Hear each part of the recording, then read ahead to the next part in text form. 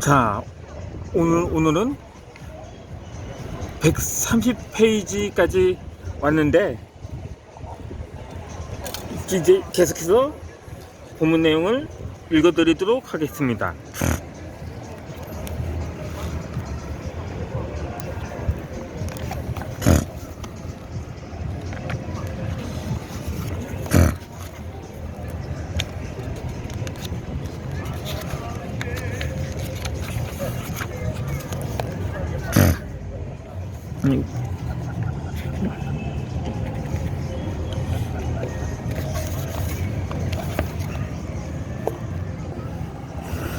생각이 실패에 가 있어서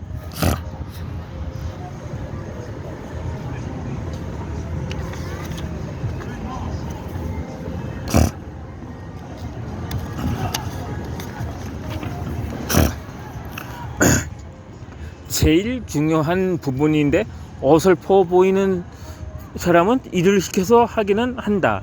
그래서 결과가 성공하는 것에 가 있는 것이 아니라 불확실한 실패에 가 있다. 결국 하는 일마다 자신감이 없어 보이고 하다가 움찔거리고 주춤거리게 된다.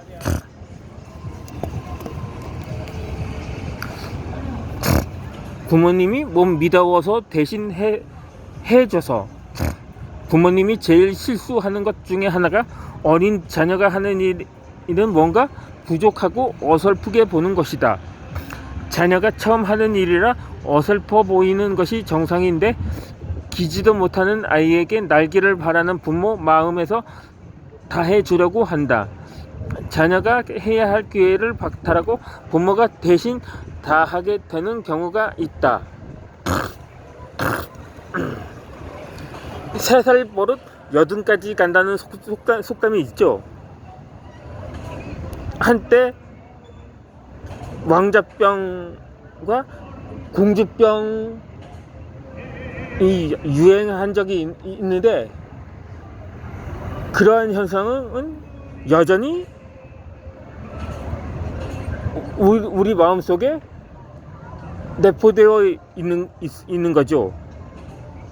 어렸을 때부터 심지어 어른이 해내기도 어려운 일을 감내해야 할 환경이 처해져 있지 않다면, 대부분 어렸을 때는 부모가 대신 해주는 게 도리라고 생각을 하게 되는 경우가 있는 거죠. 그러다 보니까 어느 정도 성장을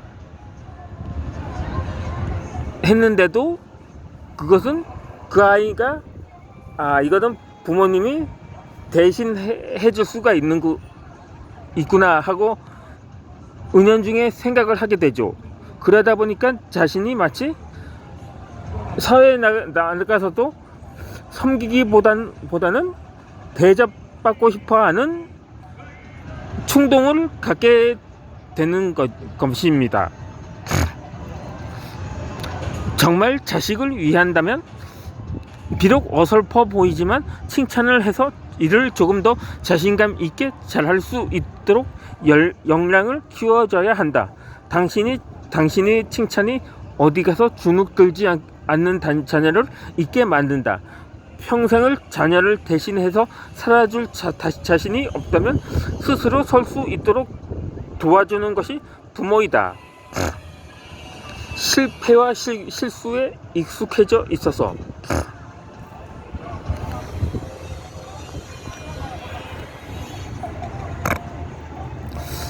어차피 해봤자 욕먹을 걸, 내가 하는 게 다 그렇지 뭐, 이렇게 자신도 자신을 포기한다.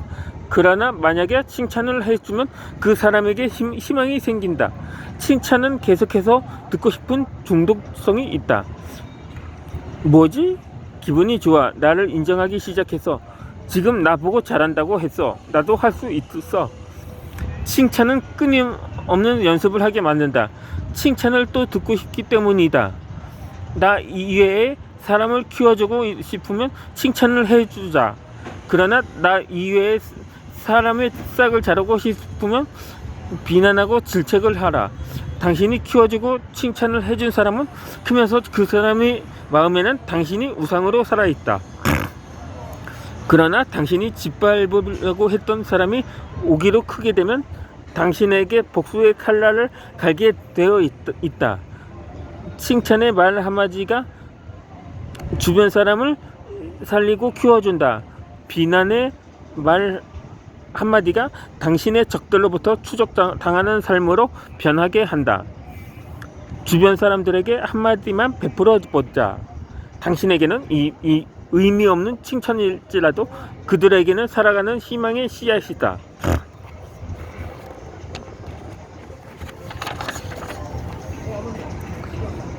제29장 과거가 힘들수록 현재의 행복을 느끼는 이유는 처음에는 시작이 좋았던 연예인들이 자기 관리를 못해서 결국은 바닥으로 내려가는 경우를 많이 보았다.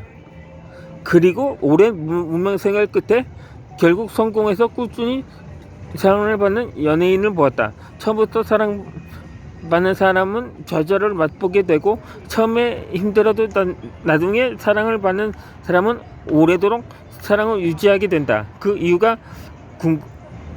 궁금해진다.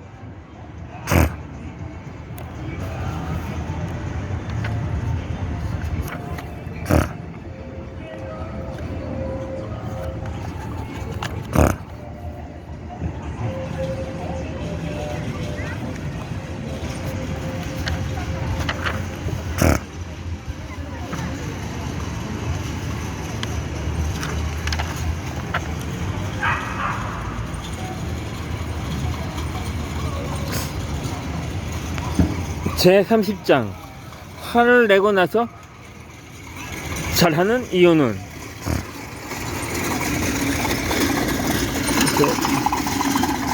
제가 지난번에서 둘째의 예까지를 들어봤는데 셋째 먼저 화를 내면서 태클을 거는 사람이다. 화도 옆에서 부추겨야 낼 수 있다는 사실을 잘 알아야 한다. 화를 내고 미안할 것 같으면 왜 화를 내어서 주변 사람에게 병 주고 약 주고 하는 것일까? 화내는 것도 습관이다. 반면에 화를 내지 않은 것도 습관이다. 연습이 필요하다. 대화로 끝날 수도 있는데 화를 내도록 끌어내는 사람도 분명히 있다. 그런 경우를 제외하고는 화를 다스려 보자. 습관적으로 불특정 다수에게 화를 잘 낸다면 분명히 자신에게 문제가 있는 것이다.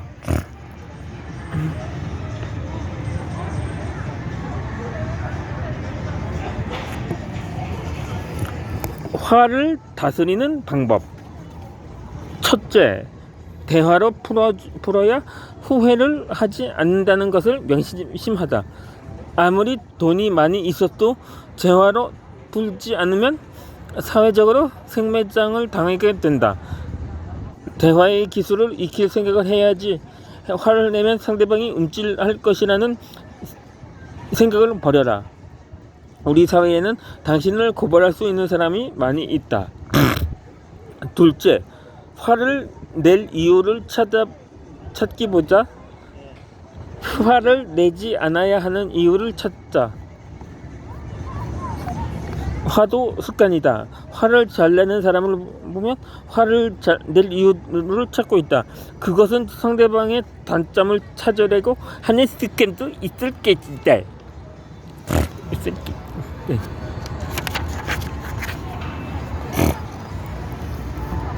상대방을 무너뜨려야 내가 산다는 생각도 깔려 있을 것이다.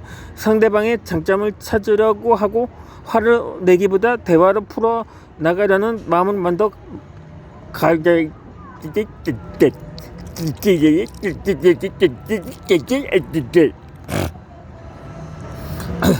셋째, 참을 이는 3번 외면. 마음으로 살인도 면한다고 했다. 약간만 마음을 돌려보자. 참자. 하지만 내가 왜 참아야 해? 처음에는 이런 생각도 들 수 있다. 반면에 참자. 한번 참아볼까? 습관처럼 이렇게 체념하는 자신을 발견할 수 있다. 참자. 참는 자에게 복이 있다고 했어. 그래. 마음 넓은 내가 참자.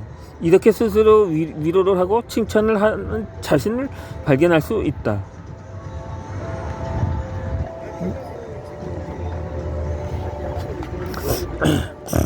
넷째, 신경질적인 사람을 보면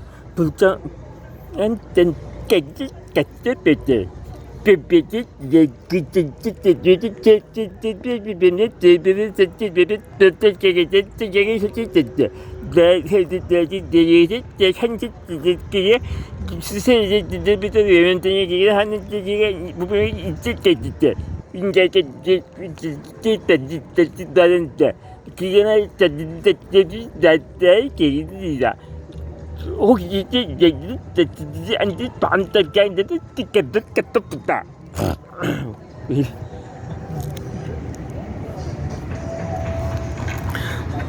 다섯째, 숨을 크게 마시고 내찌찌기를 떼뻗다 이삭에게 때려들게 마음이 느껴진다. 몸의 긴장이 완화되는 마음은 이완이 되어 있다. 연기자들은 눈물 연기를 하면서 감정이입이 들기도 한다.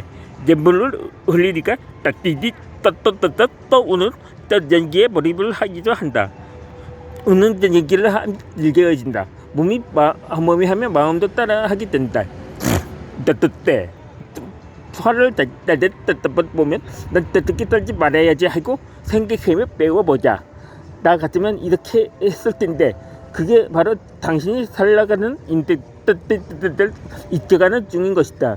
나는 화를 잘 내는 사람들을 보면서 왜 어떻게 딸밖에 딸 수 없지? 나 같으면 이렇게 할 텐데 라는 생각을 해본다. 간접적으로 그런 경우를 겪다 보면 사전에 미리 예방을 하는 효과가 있다. 혹시 여러분만의 화를 다스리는 방법이 있는가? 만약에 있다면 당신은 적어도 인생에서 화를 다스리는 지배자인 것이다. 아이고, 일부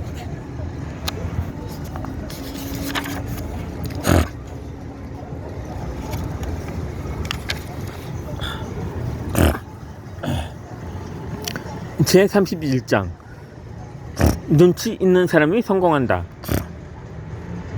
이것도 도표로 되어 있는데 또 번호 순으로 있도록 하겠습니다. 1. 눈치. 남의 마음을 그때그때 헤아리고 상황을 파악해서 알아내는 것. 2. 눈치보다 남의 마음과 태도를 살피다. 3. 눈치 빠르다. 남의 마음을 재빨리 파악한다.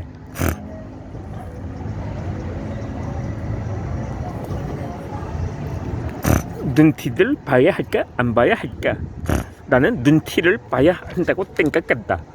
눈티라는 말이 안 좋은 것 같지만 바람띠지 모여 있으면 꼭 상대방의 마음을 알아야 기분이 좋은 만남이 된다.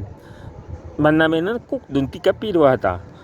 상대방을 헤아리고 노력하는 것이 눈띠라고 생각한다.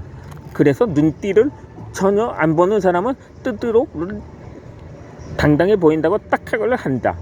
하지만 그거는 눈치가 없는데 마음에 드는 사람이면 당당하게 보인다고 또 다른 띠각으로 봤던 것이다. 일단 뭐 읽고